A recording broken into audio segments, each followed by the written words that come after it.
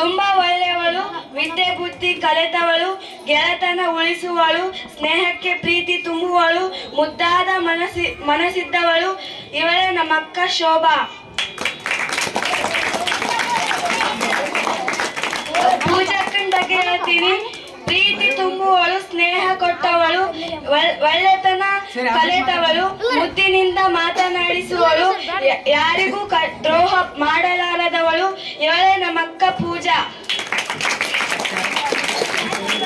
ಮಲ್ಲಪ್ಪಣ್ಣನ ಬಗ್ಗೆ ಹೇಳ್ತೀನಿ.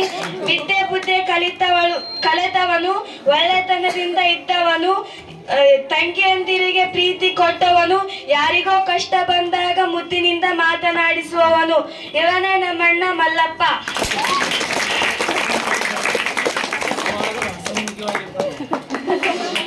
ಉಳಿದವ್ರ ಬಗ್ಗೆ ಬರ್ಲಿಲ್ಲ, 3 ಬಗ್ಗೆ ಅಷ್ಟ ಬರ್ದೀನಿ, ಬೇಜಾರ್ ಮಾಡ್ಕೋಬೇಡ್ರಿ.